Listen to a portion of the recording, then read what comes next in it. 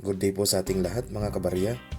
Magre-review tayo ngayon ng hawak nating mga stock dito sa stock market PSE o Philippine Stock Exchange January 24, 2021. Ang re-reviewin nating mga stock ay itong number 1 si MRC Allied Incorporated, number 2 itong si BSC o Basic Energy Corporation, number 3 si PHA o Premier Horizon Alliance Corporation, and lastly number 4 itong si APL o Apollo Global Capital Incorporated. Ito, babasahin ko lang itong ating disclaimer. Ang video na ito ay base lang sa aking personal na pag-analisa at pag-review. Hindi po ako financial advisor o fund manager. Hindi rin po ito recommendation to buy, hold, or sell your own stock na hawak po. Ang kanya-kanya nating hawak na stock ay nakabase po sa ating desisyon at obligasyon. Maraming salamat po. Lugmok po ang ating stock last Friday, Thursday and Friday pala, no? Medyo tayo mga kabarya, medyo madugo ang labanan sa ating stock market. Sa huling parte po ng bidyong ito, ipapakita ko po ang aking portfolio para makita po natin na kasama rin po ako sa medyo malugmok na sinapit ng ating stock market last Friday. Simulan na tayo sa review kay MRC Allied. Dito makikita po natin na last Friday marami na pong halos mga nagbenta. Puro pula po, Thursday and Friday, namumula po ang ating mga net foreign selling. Kaya medyo talagang halos flooring yung inabot ng ating mga stocks. Okay mga kabarya, puntahan natin itong ating chart kay MRC Allied para i-analyze natin tong chart. Ito yung ating day chart. Maglagay tayo ng ating MACD para makita natin, at saka itong RSI. Lalagay natin yung mga indicators. Hanapin ko lang kasi maraming mga mahilig sa RSI para isang mga parameters natin yan sa pag-analyze. Yun, kita na natin ang ating MACD at RSI dito sa day chart. Subukan ko lang tong i-plot tong channel natin kung pasok pa ba siya sa channel. I-try natin gumawa ng channel.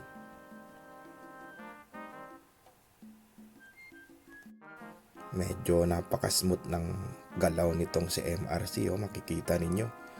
Hindi naman siya masyadong malaki gumalaw pero palagay ko okay pa siya may channel pa siya Tingnan natin. Pero parang medyo lumabas siya ng konti sa channel. Pero hindi malayo Hindi malayong nawala siya sa channel. Konting-konti lang. Nag-bounce naman siya Kitang-kita ninyo sa channel. Anhin natin i-plot natin.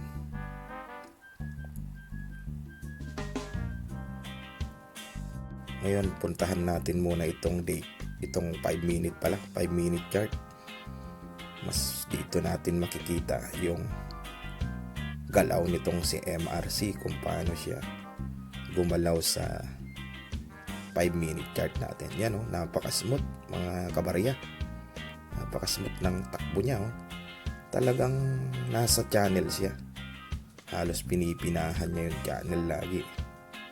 Pero parang lumabas siya ng kaunti sa ilalim.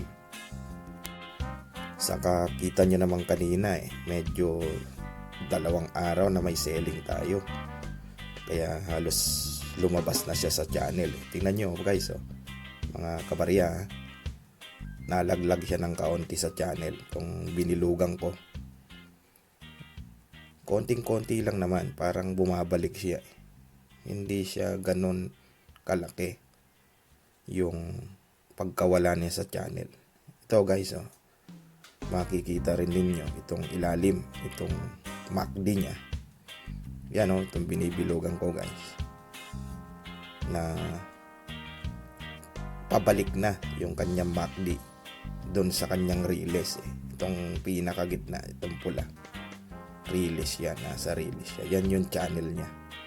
Ito, nasa ilalim siya.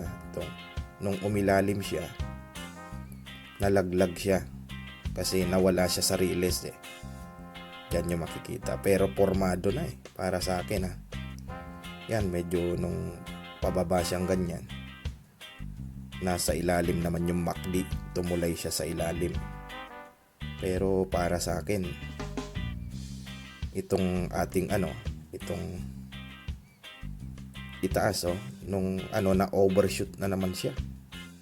Na overshoot din siya mga kabarya.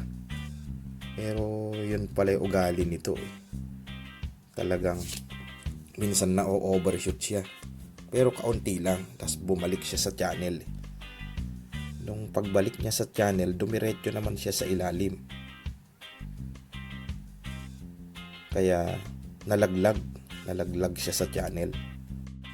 Okay mga kabarya, balik tayo sa day chart para i-plot natin yung ating mga guide.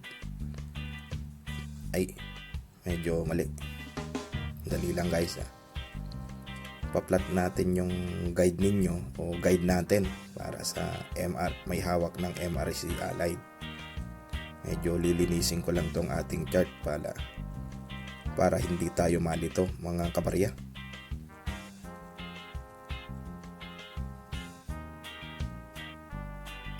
Tanggalin ko lang tong ginuhit natin sa 5-minute chart para malinis tayo. Pero iiwan muna natin yung channel.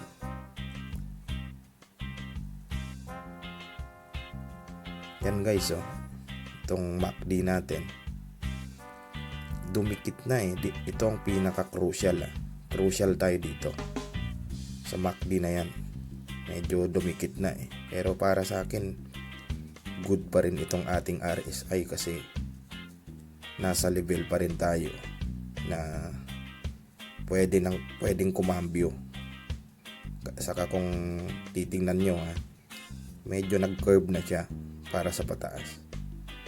Kumambyo na siya ng konti. Ipa-plot natin para makita nyo guys Ito yung pinaka niya Yan.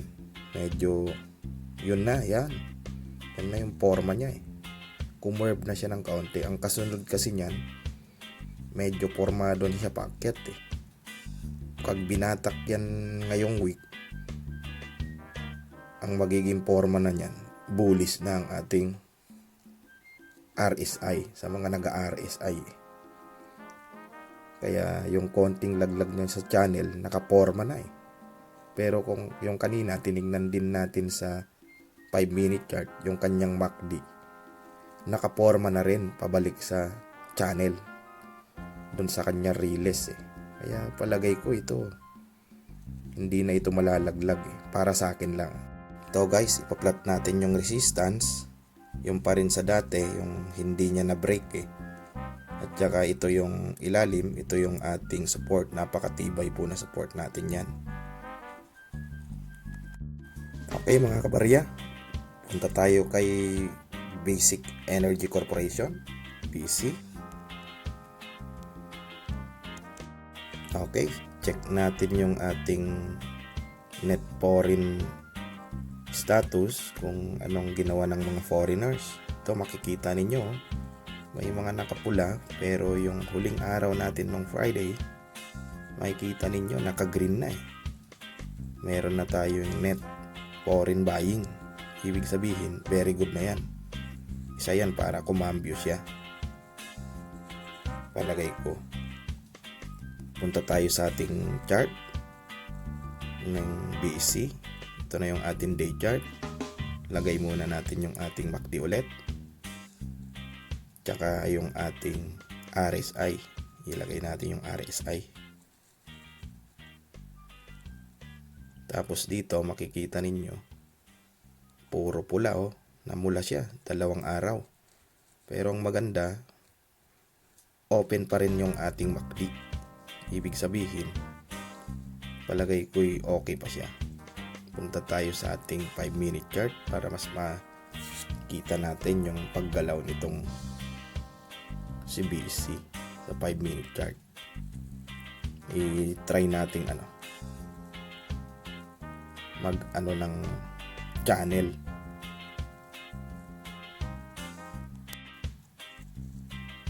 Gawa lang tayo ng channel, guys. Try natin kung uubra para makita natin yung galaw nito.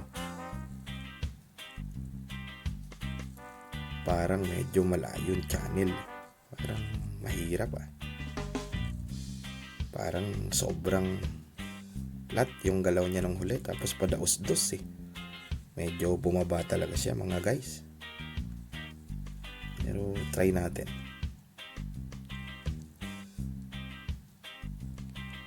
Medyo parabolic na kasi itong channel niya itong si BSC, kasi halos 2 araw siyang nag-ceiling, tapos sinundan naman siya ng flooring.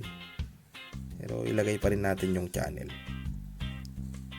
Medyo malayo nga lang, pero guide na lang natin, mga kabarya, Guide lang natin para meron tayong tinitingnang channel, although sobrang nawala na siya sa kanyang channel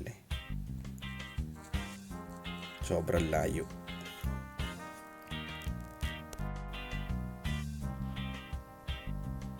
Ito, guys, itong ginuhitan kong itong bilog na ito, kung titingnan nyo, nasa channel siya sa mga na yan, paghakbang ng MACD ng binilugang kong yan. Ibig sabihin, dapat pala yung MACD natin dito sa 5 minute kailangan laging nasa taas para tumulay sa channel. Kasi kung papansin ninyo, nung bumaba na itong ating chart, yung MACD natin sumadsad din siya pababa sa kanya riles Ito, kung makikita ninyo, guys, yun, nung bumaba siyang ganyan, lumabas na siya sa channel. Kaya dapat pala ito mag-trade siya sa taas ng riles, yung MACD. Yan nakikita ninyo, bumaba na siya, humiwalay na siya sa kanyang channel, pero pababa na siya sa riles. Dapat pala lagi siyang nasa taas itong MACD, pero tingnan nyo, trinay niyang umangat para bumalik sa kanyang channel. Nahirapan siya, hinila uli siya, nilampaso siya ng bears yung bulls, nilampaso na ng bears dito, mga kabarya, hanggang sa pababa na siya Nung nag-trade yung MACD natin sa ilalim, makikita ninyo na wala na siya sa channel. Kaya dapat mag-trade yung MACD natin sa taas.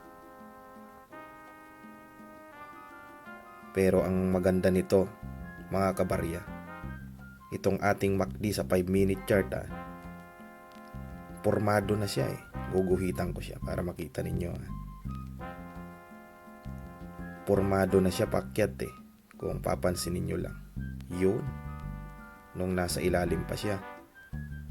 Yan, nung umilalim pa siya pababa na. Pero nung binatak siya, binabatak na siya pataas, itong MACD natin, ibig sabihin formado na siya para mag-trade siya dun sa release niya. Pero yan, pansinin nyo to, guys, ito yung crucial dito na sasabihin ko. Yan, paangat na yung ating chart, pero masyado kasing malayo yung channel Papansinin nyo, sobrang layo na nung binagsakan nitong si BSC. Pero may chance pa tayo, kasi nakita nyo naman kanina may mga foreigners nang bibili. Tsaka ito, crucial dyan babantayan nyo ngayong week. Umangat na yung MACD natin papunta sa riles. Pero dapat mag-trade siya sa taas. Yan, dapat pag nakataas na yan, sigurado ako makakabalik tayo sa channel. Yun yung pinaka review natin dyan. balik tayo sa day chart para i-plot natin yung ating mga guide. Lilinisin ko lang saglit guys para hindi kayo malito. Tatanggalin lang natin tong mga plinat natin doon sa 5 minute.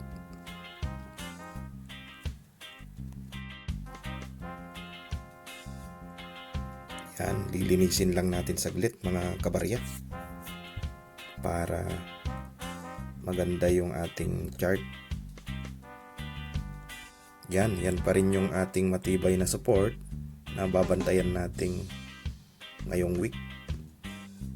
Tapos ang ating resistance ipaplat natin para may guide tayo. Ang resistance pa rin natin yung ito yung unang yung candles natin pero medyo mataas. Doon tayo sa sa hindi niya nabasag. Medyo masyadong mataas to Kung optimistic ka, pwede mo nang tingnan dito kasi formado na yung MACD doon sa 5 minute Pero para hindi naman masyadong mataas, bababa natin dito sa hindi niya nabasag noong Friday. Yan yung resistance natin guys.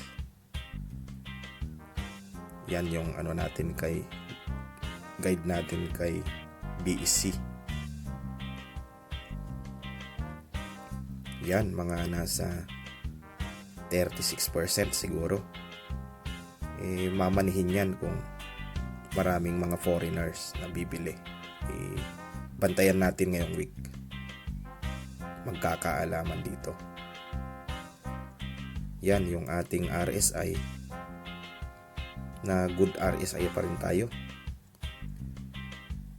Tapos pag binatak na yan ng mga net foreign buyers, sigurado poporma na yan na ganyan para maging bullish na tayo.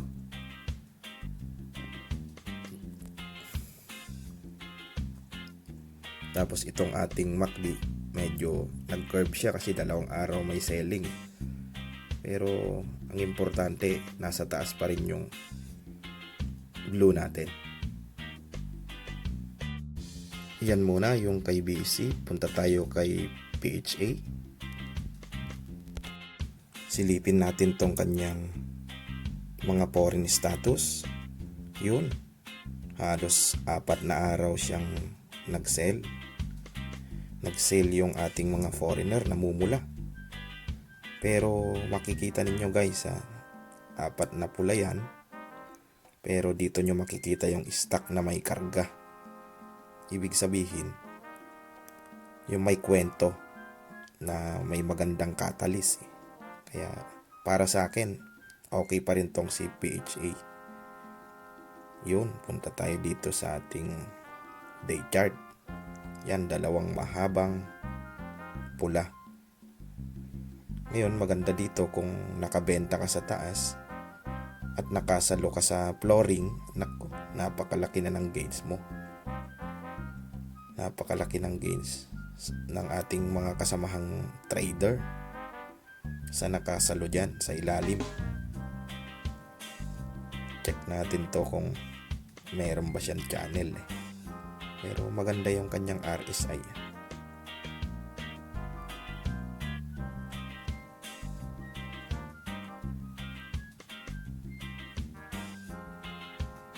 Mantakin mo guys, puro green. Tapos sa taas siya nagbenta, 2 agad sunod pero para sa akin hindi ito basihan. May laman itong si PHA natin. Maganda catalyst nito Check natin yung galaw niya sa 5 minute chart para mas maganda nating ma-review, mabantayan. Kung makikita ninyo, halos ang channel niya paakyat din Smooth na smooth yung channel niya. Meron siyang channel dito sa 5 minute natin, 5 minute chart. Subukan nating hanapin. Plot natin yung parallel channel.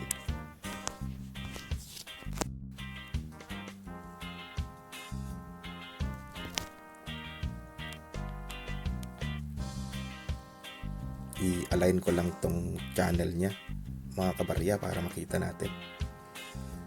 Ito yung inaano natin, nagtitrade siya.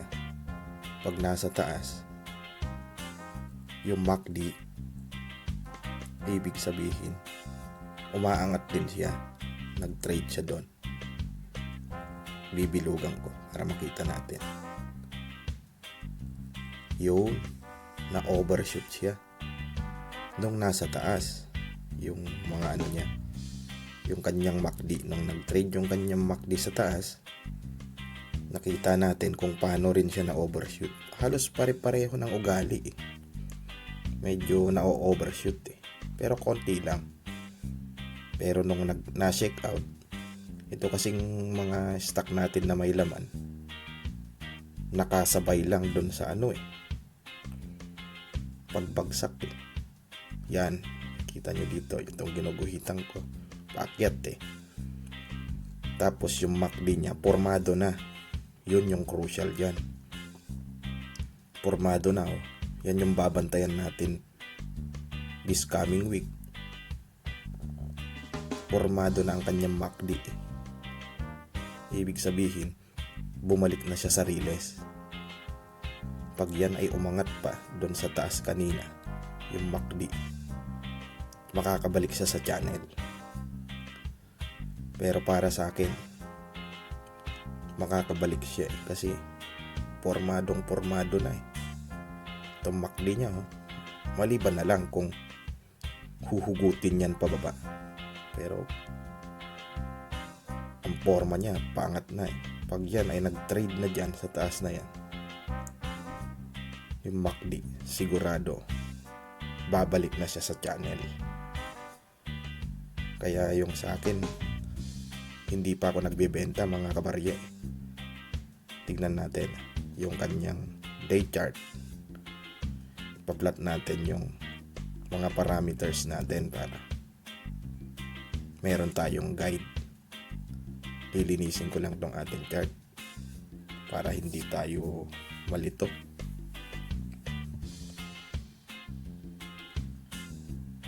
Yan.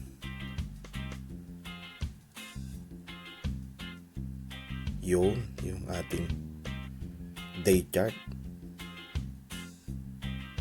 Ay, weekly pala, sorry. Itong weekly natin, kung papansinin nyo wala pa rin tayong talo. Kasi puro green eh.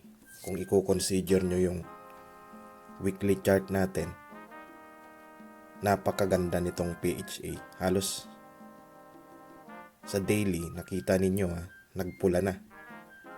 Pero yung summary natin, kung i-consider mo itong weekly, puro green. Yun yung maganda dyan mga kabarya Yan yung technique dyan. Makikita ninyong bullish pa itong stock na to. Kasi ang catalyst nito yung SquidPay Maraming tinatayong store. Tsaka may affiliate to na mag-aano sa cryptocurrency, yung Bitcoin. Palagay ko magkakaalaman tayo next week. Yun, kita ninyo guys. Green na green, no? Para sa akin, okay na okay pa rin tong stock natin. Medyo nadurog din ako sa stock na to, pero makakabalik tayo palagay ko. Yun yung speculation ko, yung para sa akin. Kaya yung mga may hawak, medyo bumasi kayo sa due diligence, i-aralin yung mabuti pero itong inaano natin dito, mga review natin is guide natin, no? Tingnan ninyo, paakyat green. Weekly po yan, sa weekly.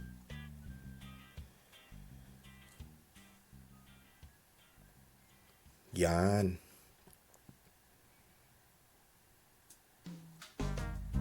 Okay. Yung MACD natin, bullish din. Dito sa weekly.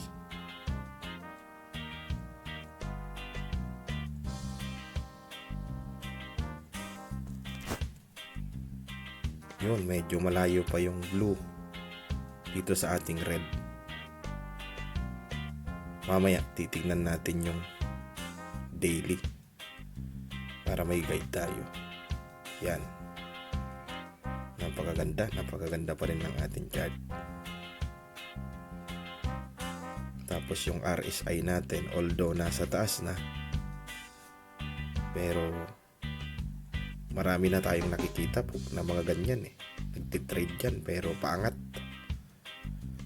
Pero di bale yung RSI naman is mga third parameters na ba yan, yung mga magagaling sa RSI, no?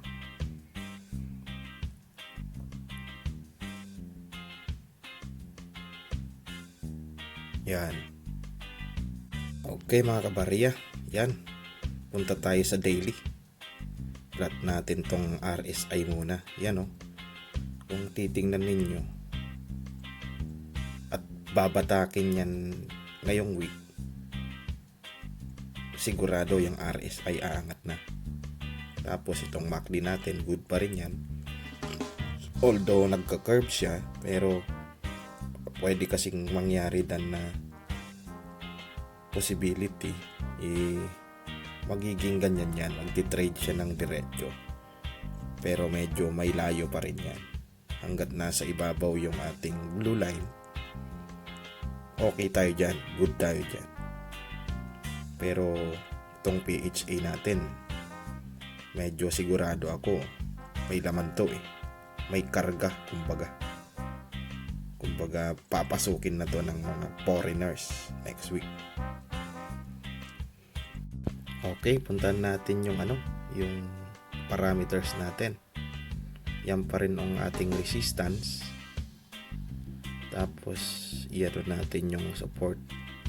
Ito, matibay na support natin tong ilalim na ito Itong saan siya nag-bounce. Yun guys. Yan pa rin yung ating titignan dyan.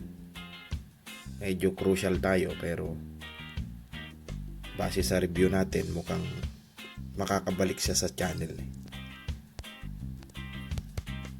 Okay, dito na tayo kay APL.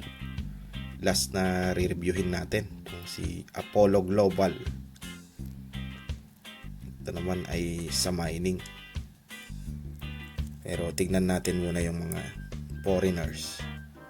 Yun, kung titignan nyo itong foreign status niya nung last Friday, grabe, ang dami nang bumili na mga foreigners. Green na green, ilang milyones ang binili, 62 million. Kaya na tayo, sigurado na yan. Check natin tong tong chart niya. Ito yung day chart, ang lalim, ang haba yung mga nakasalo sa ilalim ng mga kasamaan nating traders. Congrats po, kasi nag-bounce na siya Medyo malaki na rin yung gains sa mga trader natin. Sana magtuloy-tuloy. Lagyan natin ng MACD at saka RSI para ma-review natin ng mas maganda.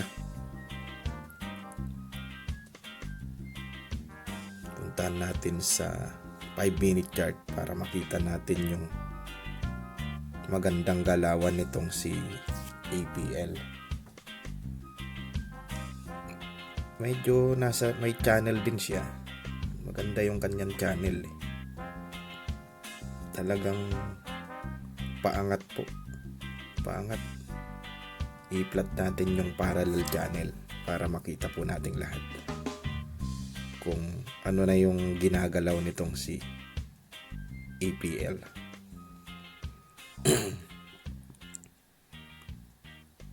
Yun, may channel po siya Medyo lumabas na sa channel, pero halos ganun din yung itong ika-4 na stock na ni-review natin. Na-overshoot din pala. Lagi rin na-overshoot sa channel. Yun, nasa ilalim naman na kanang overshoot. Malaki. Pero kung tutuusin, nung na-overshoot siya sa taas, yung huling overshooting niya is masyadong malaki rin. Kaya siguro nung kinambyo niya, matindi na, mababa rin siya. Kumbaga, nawalan ng control na makabalik dun sa kanyang channel. Pero papansinin ninyo mga kabarya, itong guguhitan kong to, nung na-overshoot siya, masyadong malaki yung kanyang pag-trade sa taas. At ito naman, masyadong malaki rin ang pagtahak ng kanyang MACD sa ilalim. Yun, pero kung papansinin nyo, binatak na siya Naka-curve na siya. Ang maganda nito, itong ating MACD, pormado na para sa akin. Pormado na para umakyat.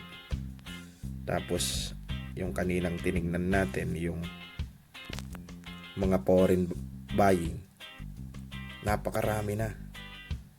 Tingnan nyo, pormado na yung MACD. Kaya sigurado ano na to next week. Bantayan lang natin, isama nyo sa list nyo itong mga nireview natin. Puntahan natin yung day chart natin para makita natin yung dito muna tayo sa weekly chart. I-check din natin. Lilinisin ko lang mga kabarya para makita natin ng mas maliwanag.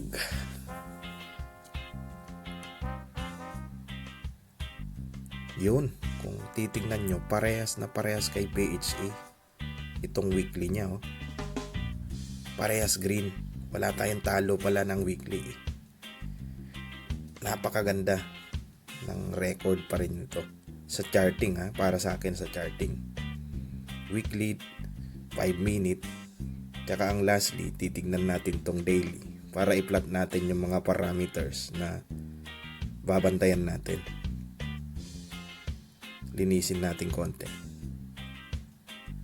para mas magandang tingnan, medyo hindi nakakalito. Yun, titingnan ninyo napaka long candle na red sa daily. Diyan nyo na lang makikitang may pressure Yun, yung kanyang MACD nagka-curve pero bullish pa rin po yan kasi malayo yung blue sa red. Tapos itong RSI natin, good pa rin to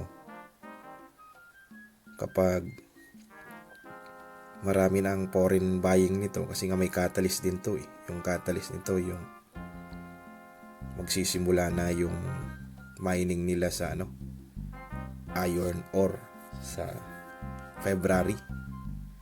Kaya palagay ko papasokin din to ng foreigners. Ito pa rin yung ating resistance, yung taas na hindi niya na break, tapos yung matibay nating support kung saan siya nag-bounce itong ilalim. Yun guys, para sa akin good pa rin yan. Yun muna para kay EPL. Kaya ng sinabi ko, papakita natin dito sa huling part ng video yung aking portfolio. Kung titingnan nyo, itong unang nasa ko, ito yung maganda pa yung record. Tapos tong pangalawa, nung nag-sell off na siya, makikita rin ninyo dito na bumaba na. Tapos itong pangatlo, sumadasad siya ng 100 plus na lang yung gains ko. Ito lang hawak ko APL, BSC, dito, MRC, tsaka PHA.